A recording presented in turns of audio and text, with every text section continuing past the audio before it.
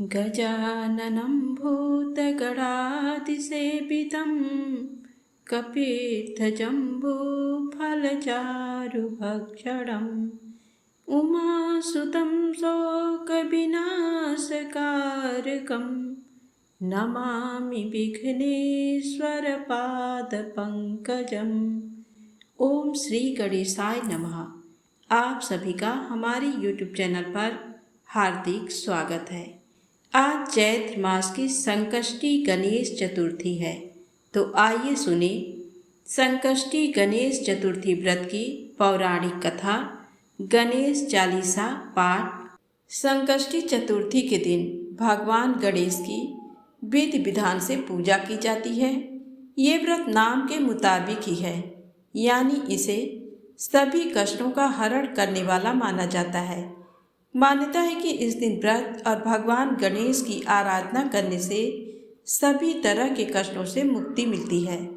संकष्टी चतुर्थी व्रत शादीशुदा महिलाएं पति की लंबी उम्र और सौभाग्य की कामना से करती हैं। वहीं कुंवारी कन्याएं भी अच्छा पति पाने के लिए दिन भर व्रत रखकर शाम को भगवान गणेश की पूजा करती हैं।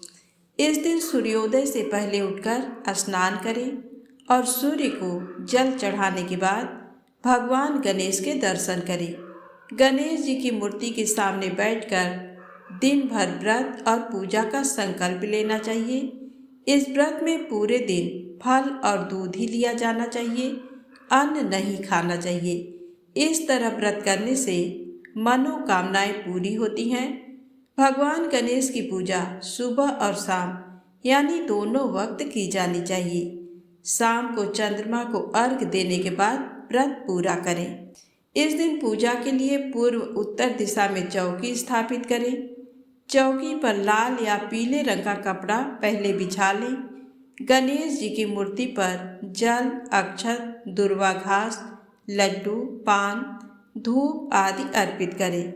अक्षत और फूल लेकर गणपति जी से अपनी मनोकामना कहें और उसके बाद ओम गंग गणपतये नमः मंत्र बोलते हुए गणेश जी को प्रणाम करने के बाद संकष्टी चतुर्थी व्रत की कथा अवश्य पढ़ें या सुनें। उसके बाद आरती करें। चंद्रमा को शहद, चंदन, रोली मिश्रित दूध से अर्घ्य दें। अब आइए सुने संकष्टी चतुर्थी व्रत की पौराणिक कथा। एक समय की बात है जब कैलाश में माता पार्वती और भगवान गणेश जी विराजमान थे। तब 12 माह की गणेश चतुर्थी का प्रसंग चल रहा था। तब माता पार्वती ने कुतूहलवश भगवान गणेश से पूछा।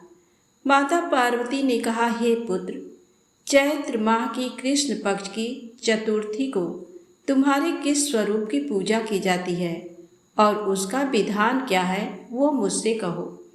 माता पार्वती की जिज्ञासा को शांत करते हुए भगवान गणेश ने कहा, हे माता, चैत्र माह की कृष्ण पक्ष को आने वाली चतुर्थी को मेरे भाल चंद्र स्वरूप की पूजा करनी चाहिए। इस दिन पूरे दिन व्रत रखकर रात्रि में खोटसोपचार से मेरा पूजन करना चाहिए। इस दिन प्रति को ब्राह्मण भोजन के अनंतर पंचगव्य पान करके रहना चाहिए। ये पूर्ण रूप से सभी संकटों का नाश करता है। इस व्रत के स्मरण मात्र से मनुष्य को सभी सिद्धियों की प्राप्ति सहज रूप से हो जाती है। हे माता, आपको इस व्रत से जुड़ी एक कथा सुनाता हूँ, आप इसे ध्यान पूर्वक सुनिएगा। सतयुग में मकर ध्वज नामक एक राजा हुए थे। वे परम प्रजापालक थे।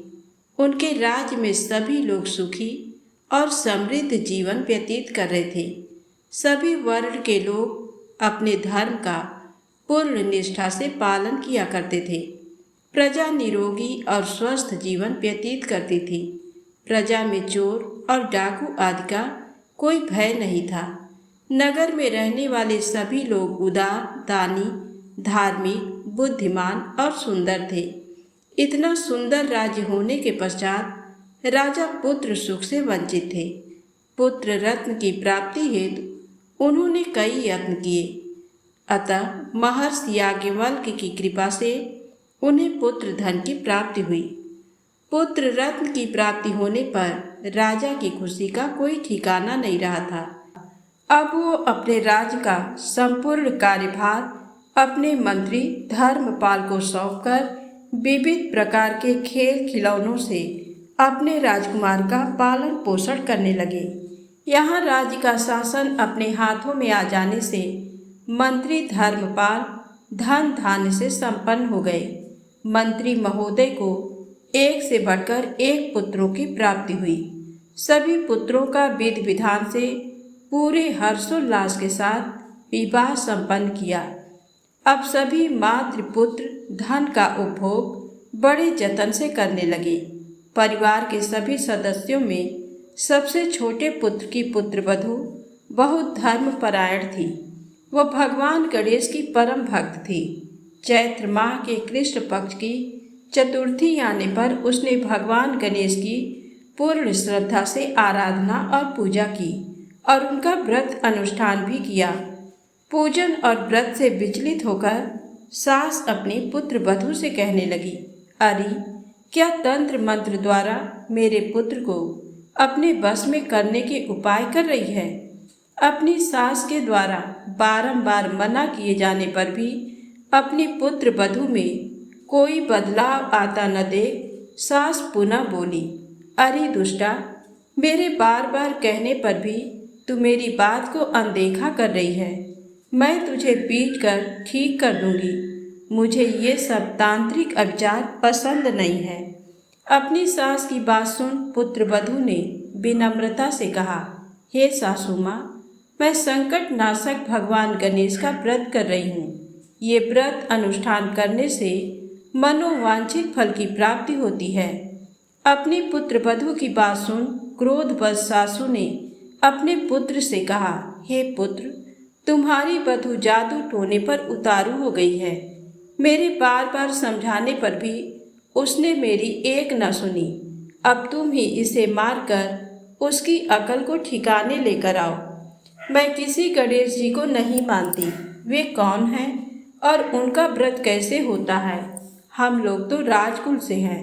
हमारी भला किस विपत्ति को वो नष्ट करेंगे? माता की आज्ञा को मानते हुए उसके पति ने उसे बहुत मारा और पीटा। इतनी पीड़ा को सहन करते हुए भी उस पुत्र वधू ने व्रत को पूर्ण किया। व्रत के अंत में वो भगवान गणेश जी का स्मरण करते हुए प्रार्थना करने लगी और कहने लगी, हे विघ्नेश्वर, हे गणपति, आप हमारे सास ससुर को अपना परचम दिखलाइए ताकि वो आपकी महिमा को समझ पाएं और उनके मन में आपके प्रति श्रद्धा भाव जागृत हो। अपने भक्त की करुण पुकार सुन भगवान गणेश जी ने देखते ही देखते राजा के पुत्र का अपहरण कर उसे धर्मपाल के महल में कहीं छुपा दिया। उसके बाद राजकुमार के सभी वस्त्र अलंकारों को उतारकर राजमहल में फेंक दिए और खुद अंतर ध्यान हो गए। इधर राजा ने प्रेम पूर्वक अपने पुत्र को पुकारा, किंतु उन्हें कोई प्रति उत्तर नहीं मिला। उत्तर न मिलने पर उन्होंने शीघ्रता से पुत्र की खोज शुरू कर दी। राजा को अपने महल में पुत्र की पुष्टि न होने पर वो शीघ्रता से मंत्री धर्मपाल के महल में गए और वहां जाकर अपने पुत्र को खोजने लगे। उन्होंने सबसे पूछा, मेरा राजकुमार कहाँ है? यहाँ उसके सभी वस्त्र और आभूषण मिल गए हैं, किंतु मेरा राजकुमार कहाँ चला गया है? किसने ऐसा निंदनीय कार्य किया है? हाय, मेरा राजकुमार कहाँ है? राजा की व्याकुलता धीरे धीरे अब बढ़ने लगी थी। राजा की दशा को देख मंत्री धर्मपाल ने कहा, हे राजन, आपका चंचल पुत्र कहाँ है? उसका मुझे कोई पता नहीं है, किंतु मैं अभी पूरे राज्य में बाग बगीचे आदि स्थानों पर उसकी खोज आरंभ करता हूँ। उसके बाद व्याकुल राजा नौकरों, सेवकों आदि से कहने लगे, हे अंगरक्षकों, सेवकों, मेरे पुत्र का शीघ्र पता लगाइए। राजा का आदेश मिलने मात्र से राजा के पुत्र की खोज जोरों शोरों से शुरू हो गई। किंतु राजा के पुत्र का कोई पता नहीं चला। जब राजा के पुत्र का कहीं भी पता ना चला, तब वो राजमहल में आके राजा के समक्ष डरते डरते ये निवेदन करने लगे, हे राजन, हमें क्षमा करें, अभी तक अपहरणकारियों का कोई पता नहीं चला है। राजकुमार को पूरे नगर में किसी ने आते जाते नहीं देखा है। उनकी बातें सुनकर क्रोधवश होकर राजा ने अपने मंत्री को बुलाया और कहा, हे धर्मपाल, मेरा राजकुमार कहाँ है? मुझे साफ साफ बता दे कि मेरा राजकुमार कहाँ है। उसके सभी वस्त्र आभूषण मुझे दिखाई दे रहे हैं, केवल वही नहीं है। अरे नीच, मुझे बता दे कि मेरा राजकुमार कहाँ है, अन्यथा मैं तुझे और तेरे पूरे कुल का नाश कर दूंगा, इसमें जरा भी संदेह मत रखना। राजा द्वारा डांट पड़ने के कारण मंत्री विचलित हो गए। मंत्री धर्मपाल ने राजा के समक्ष नतमस्तक होकर कहा, हे भूपाल, मेरा विश्वास कीजिए, मैं अभी पता लगाता हूँ। इस नगर में बालक अपहरणकर्ताओं का कोई गिरोह भी नहीं है, ना कि कोई डाकू आदि यहाँ वास करते हैं, किंतु पता नहीं किस नारादमी ने ऐसा नीच कर्म किया है और न जाने कहाँ गायब हो गया है। धर्मपाल अब अपने महल आकर अपनी पत्नी एवं पुत्रों से पूछने लगा। उसने अपनी सभी पुत्र बधुओं को बुलाकर पूछा कि ये नीच कर्म किसने किया है। यदि राजकुमार का पता नहीं चला तो राजा मुझे और मेरे पूरे वंश का विनाश कर देंगे। अपने ससुर की बात को सुन सबसे छोटी पुत्र बधू ने कहा, हे पिताश्री, आप इतने चिंतित क्यों हो रहे हैं? यह सब भगवान श्री गणेश की लीला है। उन्हीं के ही कोप का परिणाम आप भुगत रहे हैं। अतः आप भगवान श्री गणेश की पूजा आराधना करें। अगर राजा से लेकर नगर के सभी प्रजा पूर्ण श्रद्धा के साथ गणेश चतुर्थी का व्रत करें तो व्रत के फल स्वरूप भगवान गणेश जी राजकुमार को अवश्य लौटा देंगे।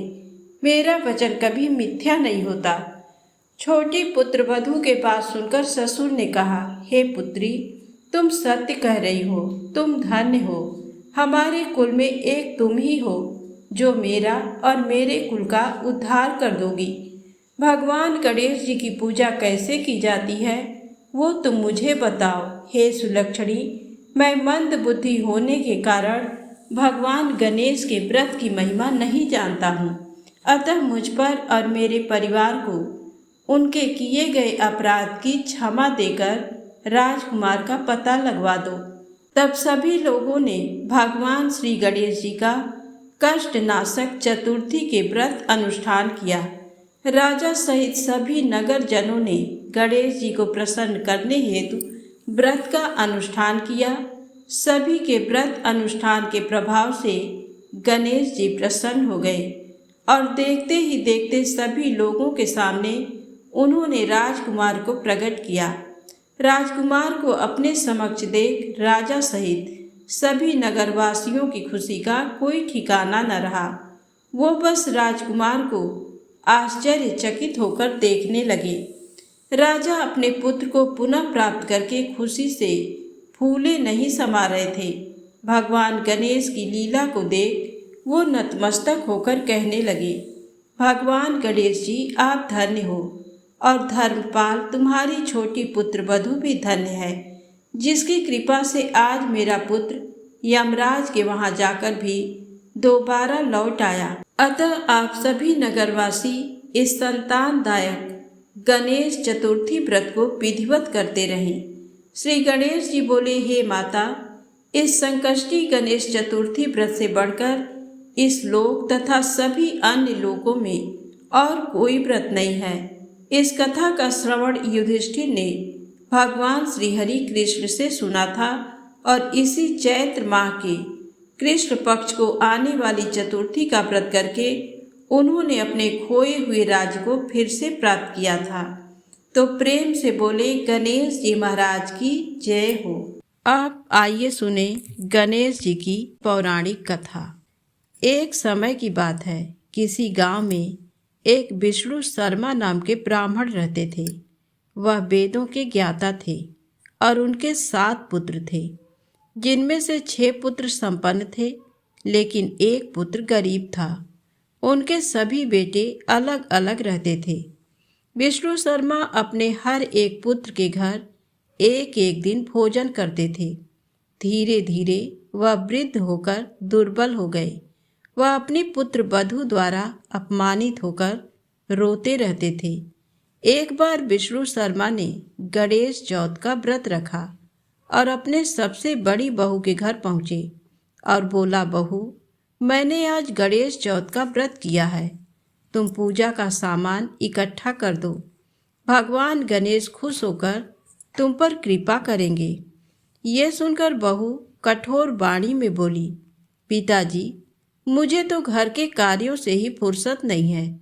मेरे पास इन फिजूल के कामों के लिए समय नहीं है।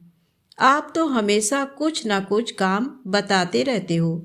मैं नहीं जानती आपके गणेश जी को। सबसे बड़ी बहू से डांट सुनकर विष्णु शर्मा अपनी सभी बहू के घर गए, परंतु सभी ने उन्हें डांटकर भगा दिया। वह बहुत दुखी हुए और अंत में अपनी छोटी बहू के घर गए। छोटी बहू के घर भी वे समझाते हुए बोले, बहू रानी, सब बहुओं ने तो मुझे डांट कर घर से निकाल दिया। अब मैं कहाँ जाऊँ? तुम्हारे पास तो मेरे व्रत की सामग्री लाने के भी पैसे नहीं हैं। बहू बोली, पिताजी, आप परेशान ना हो और अपनी इच्छा पूर्वक व्रत करें। आपके साथ मैं भी व्रत करूंगी। ऐसा कहकर छोटी बहू पड़ोसन से व्रत की सामग्री मांगने गई। उसने अपने ससुर जी के साथ पूजन किया। पूजन के बाद खाने की कमी से खुद भूखा रहकर ससुर को खाना खिलाया और खुद भूखी ही सो गई। आधी रात के बाद ससुर को उल्टियाँ होने लगी। वो रोने लगी, बोली, पिताजी, मेरे बनाए हुए खाने से आपको उल्टियाँ होने लगी। और वह सारी रात अपने ससुर के पास बैठी रही और उनकी सेवा करती रही। इस प्रकार उसका व्रत के साथ साथ गणेश चौथ का जागरण भी हो गया। सुबह उठकर उसने देखा कि उसका सारा घर हीरे मोतियों से जगमग हो रहा है। अपने ससुर से बोली, पिताजी, इतने हीरे मोती मेरे घर में कहाँ से आए? तब ब्राह्मण विष्णु शर्मा बोले, बहू, ये सब तो तुम्हारी भक्ति का फल है, जिससे भगवान गणेश प्रसन्न हो गए हैं और उस व्रत के फल स्वरूप तुम्हें इतना धन मिला है। बहू बोली, पिताजी, आपकी कृपा से गणेश जी मुझ पर प्रसन्न हुए हैं और मुझे अपार धन संपत्ति प्राप्त हुई है। छोटी बहू के घर में इतनी धन संपत्ति देखकर विष्णु शर्मा के सभी बेटे और बहू वहां आ गए और क्रोधित होकर बोले, बुढ़े ने अपना सारा जमा किया हुआ धन सबसे छोटे बेटे को दे दिया। तब विष्णु शर्मा बोले, इसमें मेरी कोई कृपा नहीं है। छोटी बहू के गणेश चौथ का व्रत करने से भगवान गणेश ने प्रसन्न होकर ये संपत्ति उसे प्रदान करी है। मैंने पहले भी तुम सभी बहू के घर पर आकर ये व्रत करने को कहा था, परंतु तुमने मेरी एक ना सुनी। छोटी बहू ने मांग कर पूजा की सामग्री एकत्रित की, ये व्रत करा और इसकी सच्ची भक्ति से प्रसन्न होकर गणेश जी ने इसे अपार संपत्ति प्रदान की है। तो प्रेम से बोले, गणेश जी भगवान की जय हो। अब आइए सुने चौथ व्रत की अगली कहानी। एक गांव में एक वृद्धा रहती थी। उसकी बहू थोड़ी सी पागल जैसी रहती थी। उसे भूख बिल्कुल सहन नहीं होती थी। वह रोज सुबह उठकर पहले खाना खाती थी, फिर दूसरा काम करती थी। एक दिन उनके यहाँ पूजा होनी थी और पूजा के लिए खाना बनाना था। तो वृद्धा ने सोचा कि ये तो सुबह उठकर सबसे पहले खाऊं खाऊं करेगी और सारा खाना जूठा कर देगी। तो वृद्धा ने एक उपाय सोचा। उसने पानी के मटके के नीचे एक छेद कर दिया और बहू से कहा कि आज पूजा है, तू सुबह से खाऊं खाऊं मत करना, तू पहले पानी भर ला, फिर कुछ खा पी लेना। बहू ने सास से कहा कि ठीक है माँ, और वह पानी भरने के लिए चली गई। बहू पानी भरने कुएं पर आई तो उसने वहां पर सबसे पहले अपने साड़ी में बंधा हुआ आटा निकाला, फिर पनघट पर उसे गूंथ लिया और उसकी बाटियां बना ली। वहीं पास में शमशान था, वहां एक मुर्दा जलाया गया था, तो उसकी आंच में उसने वह बाटियां सेक ली। और पास में ही एक गणेश जी का मंदिर था। मंदिर में किसी ने गणेश जी को चोला चढ़ाया था, तो गणेश जी की तोंद में घी लगा हुआ था। उसने उससे बाटियां चुपोड़कर एक बाटी का भोग गणेश जी को लगाकर उसने वह बाटियां खा ली। उसके बाद वह आराम से अपने घर चली गई। इधर गणेश जी ने क्रोधित होते हुए नाक पर उंगली चढ़ा ली। फिर उसके बाद कोई उधर से निकला तो उसने देखा कि गणेश जी ने नाक पर उंगली चढ़ा रखी है, तो उसने गांव में जाकर सबसे कह दिया कि गणेश जी ने नाक पर उंगली चढ़ा ली। अब गणेश जी की नाक पर से उंगली उतारने के लिए सभी लोग प्रयास करने लगे। कोई गणेश जी के पाठ करने लग गया, कोई हवन कर रहा है ताकि गणेश जी नाक पर से उंगली हटा लें, पर गणेश जी ने नाक पर से उंगली नहीं हटाई। अब ये बात राजा तक पहुंच गई। राजा ने बड़े बड़े पंडित और ज्योतिष बुलवाए, पर वह भी गणेश जी की नाक से उंगली नहीं हटा पाए। अब राजा ने पूरे राज्य में मुनादी करवा दी कि जो भी गणेश जी की नाक पर से उंगली हटाएगा उसे 5 गांव की जागीर दे दी जाएगी। अब राज्य में सभी लोग अपनी अपनी तरफ से प्रयास करने लगे, पर गणेश जी ने नाक से उंगली नहीं हटाई।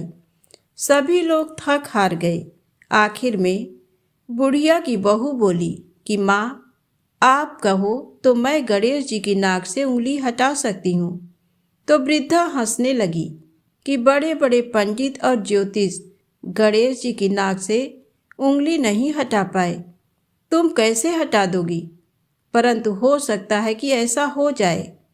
तभी एक आदमी ने कहा कि एक बार इसे भी मौका दो, इसे भी प्रयास कर लेने दो, हो सकता है कि ये गणेश जी की नाक पर से उंगली हटा दे।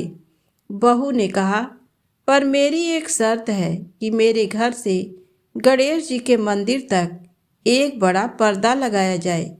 तो लोगों ने कहा ठीक है, और घर से मंदिर तक पर्दा लगवा दिया। अब बहू ने अपने घाघरे में धोना यानी कपड़े धोने का हथियार छिपाकर मंदिर गई। मंदिर में धोना निकालकर गणेश जी से बोली, कार्य कार्य गणेशिया, अपने घर से आटा लाई, पनघट पर आटा गूथा, मरे मुर्दे की आग पर बाटियां सेकी, तुम्हारी तोंद से जरा सा घी ले लिया तो तूने नाक पर उंगली चढ़ा ली। नाक पर से उंगली हटा रहा कि नहीं? नहीं तो दूं एक धोना, अभी तुम्हारे टुकड़े टुकड़े हो जाएंगे। बहू की बात सुनकर गणेश जी डर गए।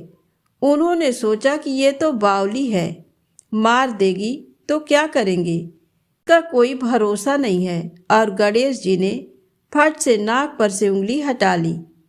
पूरे गांव में वृद्धा की बहू की जय जयकार होने लगी कि बुढ़िया की बहू ने गणेश जी की नाक से उंगली हटवा दी। राजा ने अपने आदेश अनुसार 5 गांव जागीर में दिए।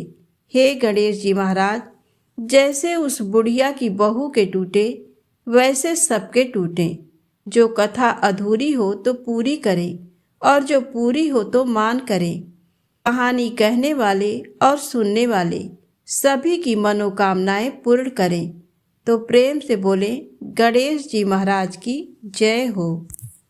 आइए सुने बहुत ही रोचक कथा, हाथी का शीश ही श्री गणेश जी को क्यों लगा। गज और असुर के संयोग से एक असुर जन्मा था, गजासुर।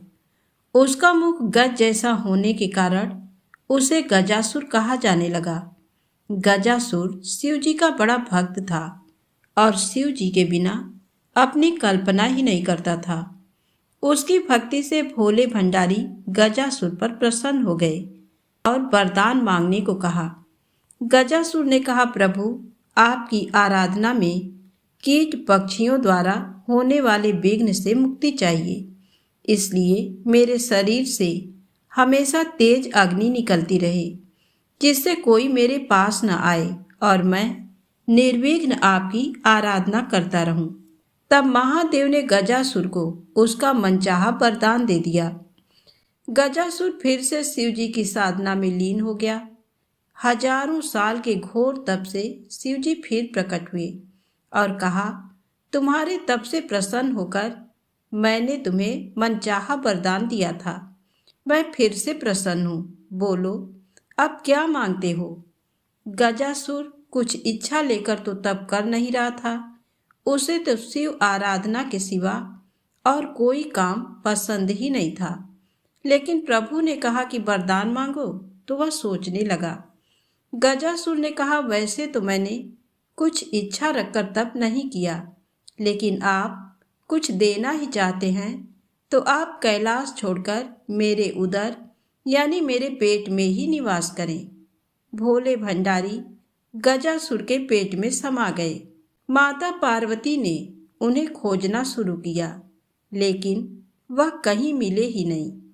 उन्होंने विष्णु जी का स्मरण कर शिव जी का पता लगाने को कहा।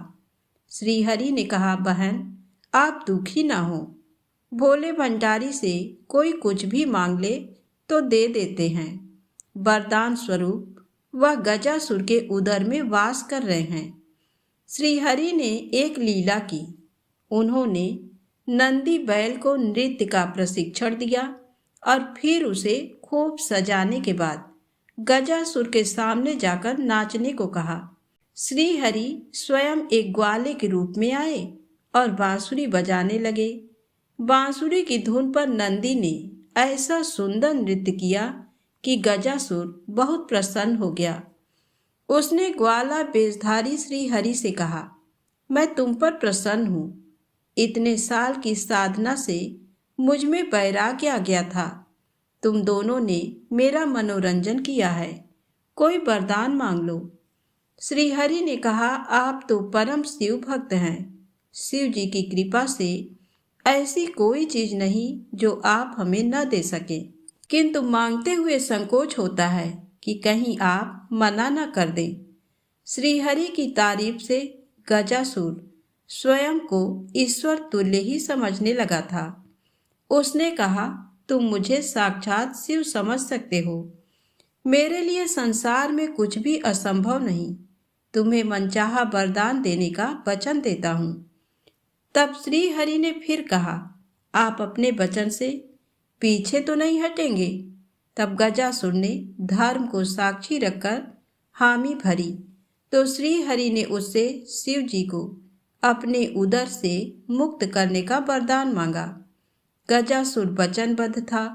वह समझ गया कि उसके पेट में बसे शिव जी का रहस्य जानने वाला ये कोई साधारण ग्वाला नहीं है, जरूर स्वयं भगवान विष्णु आए हैं। उसने शिव जी को मुक्त किया और शिव जी से एक आखिरी वरदान मांगा। उसने कहा, प्रभु आपको उदर में लेने के पीछे किसी का अहित करने की मनसा नहीं थी। मैं तो बस इतना चाहता था कि आपके साथ मुझे भी स्मरण किया जाए। शरीर से आपका त्याग करने के बाद जीवन का कोई मोल नहीं रहा।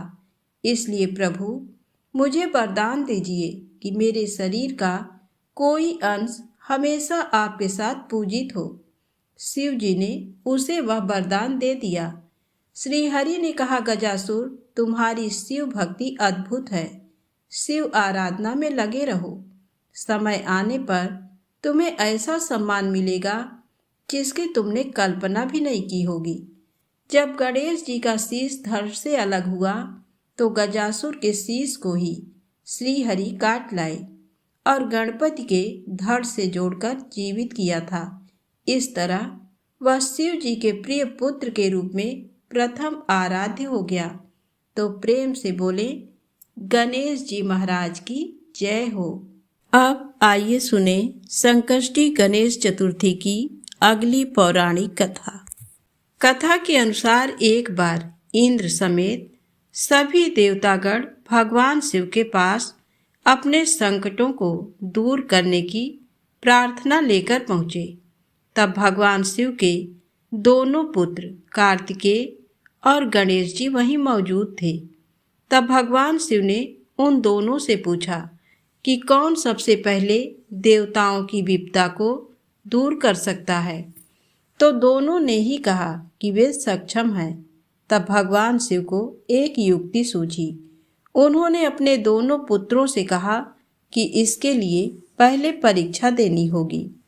शिव जी ने कहा कि जो सबसे पहले इस पृथ्वी की परिक्रमा करके हमारे पास आ जाएगा उसे ही देवताओं का संकट दूर करने के लिए भेजा जाएगा। परीक्षा की बात सुनकर भगवान कार्तिकेय अपने वाहन मयूर पर सवार हो गए और पिता से आज्ञा लेकर पृथ्वी की परिक्रमा के लिए निकल पड़े। उधर गणेश जी बड़े ही सोच में पड़ गए कि उनका वाहन तो मूषक है, इससे पूरी पृथ्वी की परिक्रमा संभव नहीं है। तब गणेश जी के मन में एक विचार आया। वे झट से अपने स्थान से उठे। फिर वे हाथ जोड़कर अपने पिता भगवान शिव और माता पार्वती की 7 बार परिक्रमा किए। उसके बाद अपने स्थान पर आकर बैठ गए। सभी देवी देवता ये देखकर आश्चर्य में पड़ गए। कुछ समय बाद कार्तिकेय जी पृथ्वी की परिक्रमा करके कैलाश पर आए और स्वयं को विजेता घोषित करने लगे। इसी बीच शिव जी ने गणेश जी से पूछा कि तुमने पृथ्वी की जगह अपने माता पिता की परिक्रमा क्यों की। इस पर गणेश जी ने कहा कि माता पिता के चरणों में ही समस्त लोक बसता है। छोटे पुत्र का उत्तर सुनकर शिव जी बड़े प्रसन्न हुए। उन्होंने गणेश जी को देवताओं का संकट दूर करने के लिए भेजा।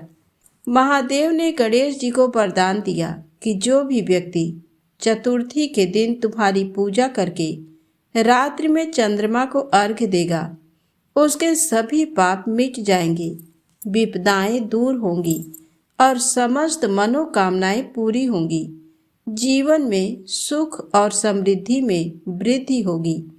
इस व्रत कथा को पढ़ने के बाद गणेश जी से प्रार्थना करें कि हे गणेश जी महाराज, आप हमारे संकटों को दूर करके जीवन में सुख और समृद्धि दें। तो प्रेम से बोले गणेश जी महाराज की जय हो। अब आइए सुने चौथ माता की पौराणिक कथा। एक बार एक शहर में एक व्यापारी रहा करता था। व्यापारी बहुत ही आलसी किस्म का इंसान था। उसके पास उसके दादा परदादा की कमाई हुई दौलत उसको विरासत में मिली थी, जिसके कारण वह व्यापारी कोई काम धंधा नहीं किया करता था। व्यापारी का एक बेटा था जो व्यापारी की तरह काम धंधा नहीं करता था और बहुत आलसी था। व्यापारी ने अपने बेटे का विवाह एक अच्छी, सुंदर और सुशील कन्या से किया था। विवाह होने के बाद भी व्यापारी का बेटा कुछ नहीं करता था। वह घर पर आलसी बना पड़ा रहता था। व्यापारी के बेटे की पत्नी जब भी बाहर कूड़ा फेंकने के लिए जाती थी, तब उससे उसके पड़ोस में रहने वाली महिला उससे पूछती थी कि आज तुमने खाने में क्या खाया।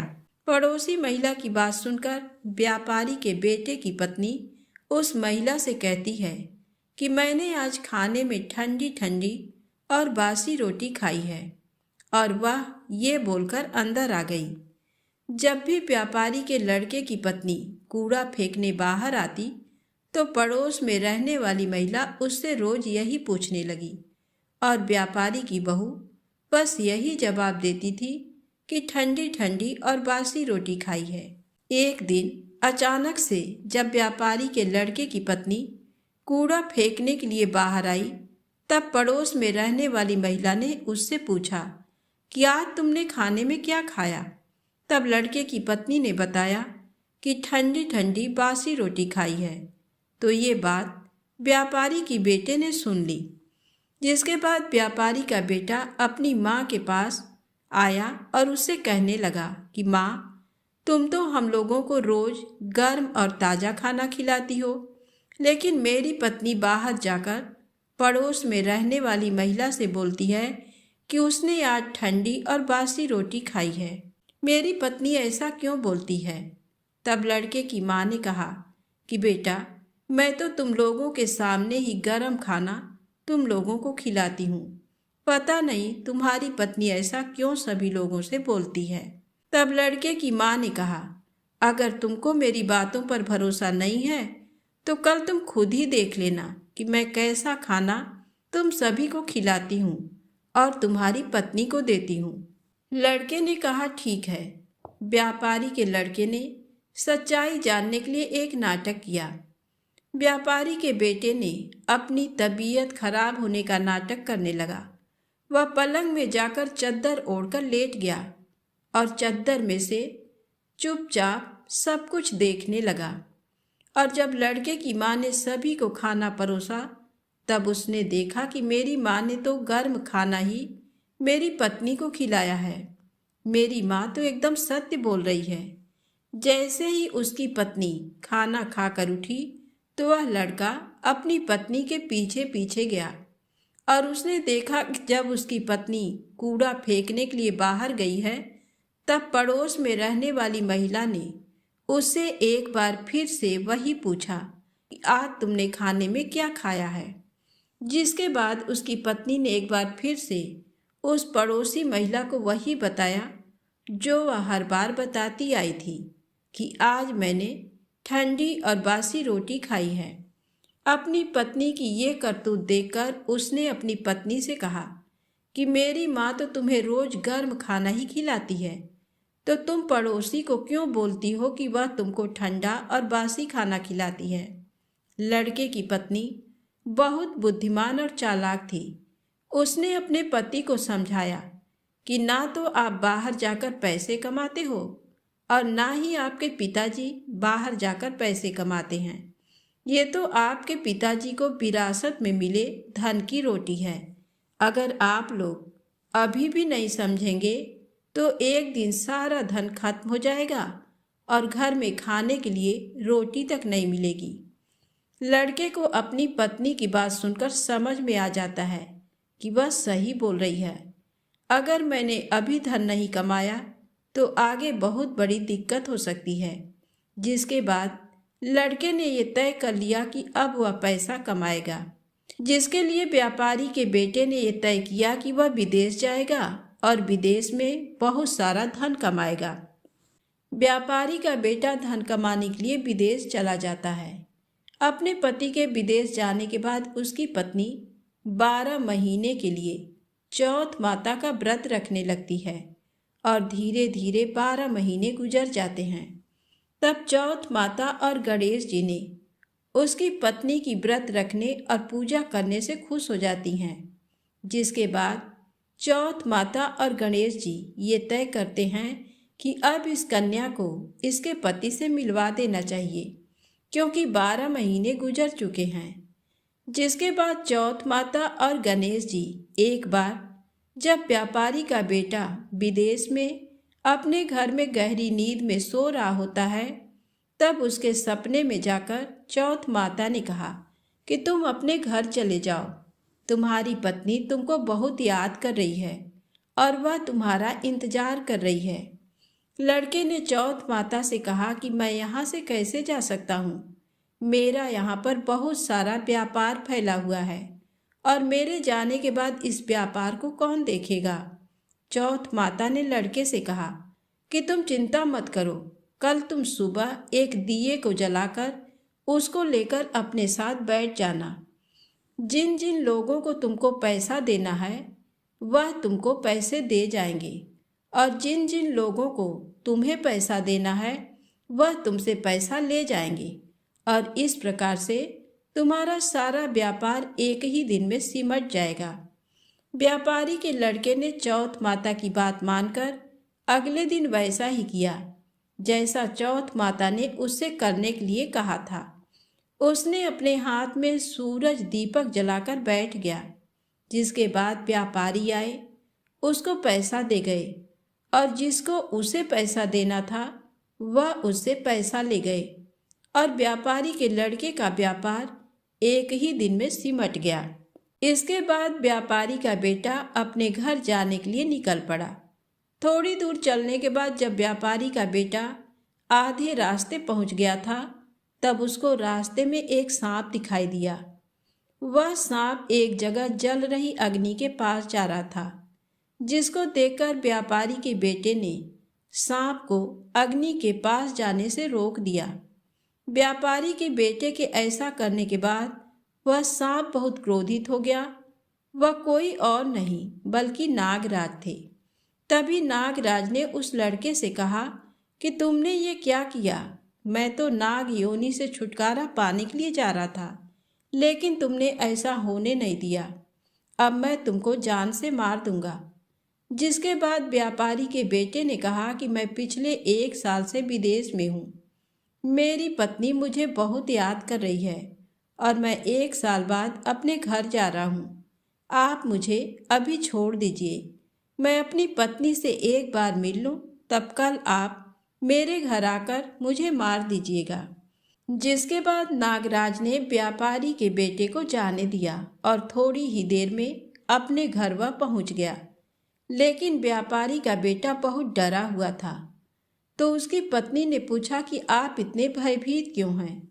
तब उसने अपनी पत्नी को बताया कि मेरे साथ रास्ते में ये दुर्घटना घटी थी कि एक नागराज अपनी नाग योनि से मुक्त होने जा रहे थे, लेकिन मैंने उनको जाने से रोक दिया, जिससे वह बहुत क्रोधित हो गए हैं और उन्होंने मुझे मारने का वचन लिया है। कल वह मुझे मारने के लिए आएंगे। व्यापारी की बेटे की पत्नी बहुत चालाक और बुद्धिमान थी और उसने अपने पति की बात सुनकर अपने घर की सीढ़ियों पर कुछ न कुछ रख दिया। उसकी पत्नी ने पहली सीढ़ी पर दूध रख दिया, दूसरी सीढ़ी पर बालू बिखेर दी और तीसरी सीढ़ी पर फूल बिखेर दिए। चौथी सीढ़ी पर सुगंधित इत्र डाल दिया और 5वीं सीढ़ी पर बहुत स्वादिष्ट मिठाइयाँ रख दी और जाकर पलंग पर अपनी चोटी लटकाकर लेट गई और अपने दरवाजे को खुला छोड़ दिया। नागराज जब उसके पति को मारने के लिए आए, तब उन्होंने सीढ़ियों में दूध देखा तो उन्होंने उस दूध को पी लिया और एक एक करते सभी सीढ़ियों की सारी चीज़ें खा लिए।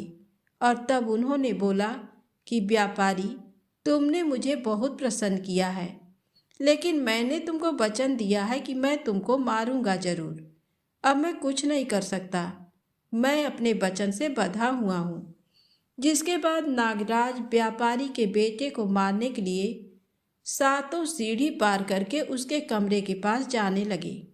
तब वहाँ पर चौथ माता और गणेश जी ने आकर उस नागराज को अपनी तलवार से काट काट कर चारों तरफ फेंक देते हैं और जिसके बाद नागराज का एक हिस्सा लड़के के जूते में चला गया। नागराज ने कहा, मैं यहीं छुपा रहूँगा और कल जब सुबह वह व्यापारी जूता पहनेगा तब मैं उसको काट लूँगा। लेकिन तभी अचानक से वहाँ पर बहुत सारी चींटियाँ आ गईं और उन्होंने नागराज को देखा कि जूते के अंदर हैं। तब चींटियों ने कहा कि इसकी पत्नी तो हमको रोज कुछ ना कुछ खाने के लिए देती थी, आज हम लोग इसके पति की जान बचाते हैं। चींटियों ने नागराज को खा लिया। चींटियों के खाने के बाद चारों तरफ खून ही खून फैल गया था। जैसे ही सुबह हुई तब लड़के की माँ उसके कमरे में आई और लड़के की माँ ने कमरे से खून निकलता देख बहुत डर गई और उसने सोचा कि मेरे बेटे और मेरी बहू को किसी ने जान से मार दिया है। वह बहुत जोर जोर से चिल्लाने लगी। अपनी माँ की आवाज़ सुनकर व्यापारी का लड़का और उसकी पत्नी तुरंत कमरे से बाहर निकल आए। तभी लड़के की माँ अपने बेटे और अपनी बहू को जिंदा देखकर बहुत खुश हो गई। लड़के ने अपनी माँ से कहा कि माँ, तुम रो क्यों रही हो? आज तो खुशी का दिन है, क्योंकि आज मेरा दुश्मन मर गया है। लेकिन मेरे जाने के बाद मेरी लंबी आयु के लिए किसने पूजा किया था और किसने व्रत रखा था, तब लड़के की माँ ने कहा कि बेटा, मैंने तो कोई व्रत नहीं रखा था। तब लड़के ने अपनी पत्नी से पूछा कि तुमने व्रत रखा था? तब उसकी पत्नी ने कहा कि हाँ जी, मैंने आपके जाने के बाद 12 महीने तक चौथ माता की पूजा की थी। उन्हीं ने आपकी जान बचाई है। तभी लड़के की माँ ने लड़के से कहा कि मैं तो तुम्हारी पत्नी को रोज खाना देने जाती थी, तब इसने 12 महीने व्रत कैसे रख लिया? तुम्हारी पत्नी झूठ बोल रही है। मैं रोज उसको खाने के लिए 4 रोटी देती थी, तो ये मैं कैसे मान लूं कि तुम्हारी पत्नी ने व्रत रखा था? तब लड़के की पत्नी ने बताया कि माँ जी, मैं 1 रोटी गाय माता को खिलाती थी और 1 रोटी जमीन में गाड़ देती थी और 1 रोटी मेहतरानी को देती थी और बची हुई 1 रोटी रात में चंद्रमा को अर्घ देकर खाती थी। लेकिन तभी लड़के की माँ ने कहा, मैं तेरी बातों का विश्वास कैसे मान लूं? जिसके बाद लड़के की पत्नी ने कहा कि माँ जी, आप गाय माता से पूछ लो। जैसे ही गाय माता से पूछा ये बात सत्य है, तो गाय माता बहुत जोर जोर से हंसने लगी और उनके मुंह से पलाश के फूल गिरने लगे, जिससे ये बात सच साबित हुई। और फिर पत्नी ने जमीन खोद कर देखा तो रोटी की जगह सोने की रोटी थी और ये बात भी सच साबित हुई। फिर लड़के की पत्नी ने मेहतरानी से पूछा, उन्होंने हाँ कर दिया। ये बात भी सच साबित हो गई और तभी लड़की की माँ ने मान लिया कि मेरी बहू ने चौथ माता और गणेश जी की पूजा की थी।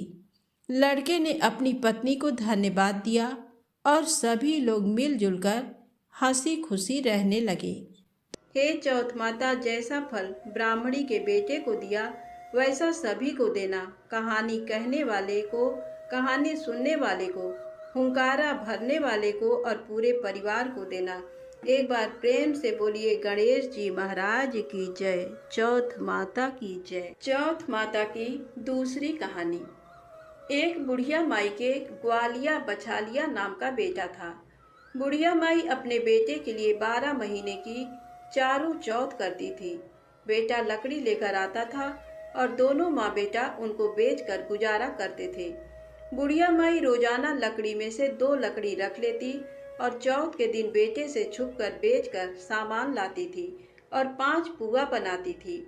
एक पुआ गणेश जी महाराज को, एक चौथ माता को चढ़ाती, एक ब्राह्मण को और एक अपने बेटे को खिलाती थी और एक पुआ खुद खाती थी। एक चौथ के दिन बेटा अपनी पड़ोसन के घर गया। वह पुआ बना रही थी। जब उसने पूछा कि आज क्या है जो पुए बना रखे हैं, तब वह बोली, मैंने तो आज ही बनाए हैं, पर तेरी माँ तो चारों चौथ को पुए बनाती है। उसने जाकर माँ से पूछा, माँ तू रोज पुए बनाती है, मैं इतनी मेहनत से कमाता हूँ। बुढ़िया माई बोली, मैं तो चौथ माता का व्रत करती हूँ। वह बोला कि तू मुझे रख ले या तो तू चौथ माता को ही रख ले। बुढ़िया माई बोली, मैं तो तेरे लिए ही चौथ का व्रत करती हूँ, इसलिए मैं तुझे छोड़ सकती हूँ, पर चौथ माता को नहीं। जब बेटा घर से जाने लगा तो बुढ़िया माई बोली, तू जा रहा है तो मेरे हाथ में से ये आखा लेते जा, जहाँ संकट आए वहाँ ही पूर देना। बेटे ने सोचा बात झूठी है, पर ले चलने में क्या बुराई है। वह चलने लगा और वह थोड़ी दूर पहुंचा ही था कि उसने देखा कि खून की नदी बह रही थी। कहीं से भी रास्ता नहीं मिला तो आंखा पूर कर बोला कि चौथ माता, अगर तू सच्ची है तो रास्ता हो जाए। ऐसा कहते ही झट से रास्ता मिल गया। आगे गया तो घनघोर अंधेरा उजाड़ फैला हुआ था। उसने मन में सोचा कि मुझे शेर बघेरे खा जाएंगे, इसलिए वह आंखा पूर कर बोला, चौथ माता मुझे रास्ता मिल जाए, और तब जल्दी से रास्ता मिल गया। वह आगे चला गया। जाते जाते एक राजा की नगरी में पहुंचा। वहां का राजा रोजाना एक आदमी की बलि देता था। वह एक बुढ़िया माई के पास गया। वह बुढ़िया माई रोती जा रही थी और पुए बना रही थी। लड़के ने बुढ़िया माई से पूछा कि बुढ़िया माई क्यों रो रही हो? तो बुढ़िया माई ने जवाब दिया कि मेरे एक ही बेटा है जिसकी कल राजा बलि देने वाला है, मैं उसी के लिए पुए बना रही हूँ। वह बोला, बुढ़िया माई अपने बेटे की जगह मुझे पुए खिला दे, मैं उसकी जगह बलि चढ़ने चला जाऊंगा। बुढ़िया माई ने कहा कि मैं दूसरे के पुत्र को कैसे भेज सकती हूँ, लेकिन वह नहीं माना तो बुढ़िया माई ने उसको पुए खिला दिए। अगले दिन जब राजा का संदेश आया तो बुढ़िया माई ने सोचा कि मैं कैसे दूसरे के बेटे को बलि चढ़ने के लिए भेज सकती हूँ। मैं ऐसा नहीं कर सकती। लेकिन बाहर की आवाज़ सुनकर वह जाग गए और राजा के आदमियों के साथ चला गया। वहाँ मटके पकाने का, जिसमें कुम्हार मटके को पकाता है, आवा बना हुआ था, जो एक मनुष्य का भोग लेने के बाद ही उसमें आवा पकते थे। उन सब ने मिलकर सबको आवा में चुन दिया। वह आँखा पूर कर हाथ में बैठ गया। एक दिन में ही आवा पक गया और मिट्टी के घड़े सोने चांदी के बन गए। वहाँ एक जमादारनी झाड़ू लगा रही थी। तब झाड़ू से एक कंकड़ उछलकर उन बर्तनों से जा टकराया। तब जमादारनी ने राजा को जाकर बताया कि आपका आवा तो पक गया है। तब राजा ने सोचा कि आवा तो 8 दिन में पकता है, आज एक ही दिन में कैसे पक गया। जब जाकर देखा तो वहाँ पर तो मिट्टी के मटके की जगह हीरे, मोती और सोने चांदी के कलश हो गए। अंदर से आवाज़ आई कि धीरे से उतारो, अंदर आदमी है। आवाज़ को सुनकर राजा के आदमी डर गए कि अंदर कौन सा भूत प्रेत आ गया। फिर वह बोला कि डरो मत, मैं तो सिर्फ एक आदमी हूँ जिसको तुमने अंदर चुना था। देखा तो अंदर हरे हरे जवारे उग रहे थे। राजा ने पूछा कि तू अंदर जीवित कैसे बच गया। तब उसने बताया कि मेरी माँ चौथ का व्रत करती है। जब मैं घर से निकला था तो मेरी माँ ने मुझे आंखें दिए थे।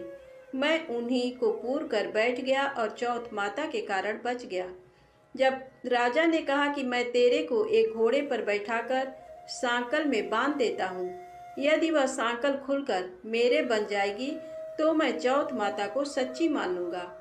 तब वह आंखें पूर कर बैठ गया और चौथ माता से कहने लगा, हे चौथ माता, अब तुम ही मेरी लाज बचाना। तब सांकल खुलकर राजा के बंध गई। राजा ने अपनी बेटी की शादी उस लड़के से कर दी और बहुत सा धन दौलत देकर विदा किया। पड़ोसन बोली कि माई, तेरे बेटे बहू आए हैं। जब छत पर चढ़कर देखा तो सच में बहू बेटे आ रहे थे। हे चौथ माता, जैसे आपने बुढ़िया और उसके बेटे पर कृपा बनाई, वैसे सभी पर कृपा बनाना। प्रेम से बोले गणेश जी महाराज की जय हो, चौथ माता की जय हो। आइए सुने गणेश चालीसा पाठ। वक्रतुंड महाकाय सूर्यकोटि समप्रभा निर्विघ्नं कुरु मे देव सर्वकार्येषु सर्वदा। जय गणपति सद्गुण सदन कविवर बदन कृपा विघ्न हरण मंगल करण जय जय गिरिजाला। जय जय जय जय गणपति राजू मंगल भरण करण शुभ काजू। जय गजबदन सदन सुखदाता विश्व विनायक बुद्धि विधाता।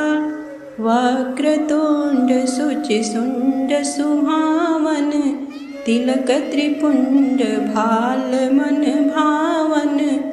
राजित मणि मुक्तन उर्माला स्वर्ण मुकुट सिर नयन विशाला। पुस्तक पाणि कुठार त्रिशूलम मोदक भोग सुगंधित फूलम। सुंदर पीतांबर तन साजित चरण पादुका मुनि मन राजित। धन शिव सुवन सडानन भ्राता गौरी ललन विश्व विधाता। रिद्धि सिद्धि तव चमर डुला में मूषक वाहन सोहत द्वारे। कहाँ जन्म शुभ कथा तुम्हारी अति शुचि पावन मंगलकारी। एक समय गिरिराज कुमारी पुत्र हेतु तप की ना भारी। भयो यज्ञ जब पूर्ण अनुपा तब पहुँचो तुम धरि द्विज रूपा। अतिथि जानी के गौरी सुखारी, बहुविध सेवा करी तुम्हारी। अति प्रसन्न हुए तुम वर दीन्हा, मातु पुत्र हित जो तप कीन्हा। मिलहि पुत्र तुहि बुद्धि विशाला, बिना गर्भ धारण एहि काला। गणनायक गुण ज्ञान निधाना, पूजित प्रथम रूप भगवाना। अस कहि अंतर धान रूप हुए, पलना पर बालक स्वरूप हुए। बनि शिशुरुदन जबहि तुम ठाना, लखि मुख सुख नहीं गौरी समाना। सकल मगन सुख मंगल गावही, नभते सुरन सुमन बरसावही। शंभु माँ बहुदान लुटावही, सुर मुनि जन सुत देखन आवही। लखि अति आनंद मंगल साजा, देखन भी आए सनि राजा। निज अवगुण गुनि सनि मन माही, बालक देखन चाहत नाही। गिरजा कछु मन भेद बढ़ायो, उत्सव मोर न सनि तुहि भायो। कहन लगे सनि मन सकुचाई, का करिहौं शिशु मोहि दिखाई। नहीं विश्वास उमा कर भयउ, सनि सो बालक देखन कहेउ। पड़तहि सनि दृग कोड प्रकाशा, बालक सिर उड़ि गयो आकाशा। गिरिजा गिरि विकल होय धरड़ी, सो दुख दशा गयो नहीं वरड़ी। हाहाकार मच्यो कैलासा, सनि कीन्यो लखि सुत को नासा। तुरत गरुड़ चढ़ि विष्णु सिधाए, काटी चक्र सो गज सिर लाए।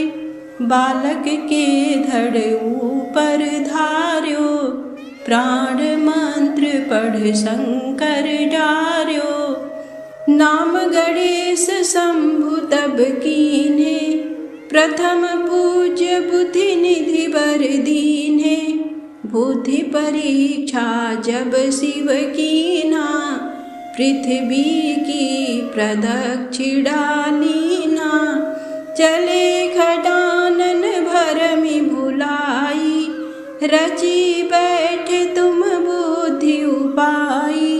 चरण मातु पितु के धर लीन्हे, तिनके साथ प्रदक्षिण कीन्हे।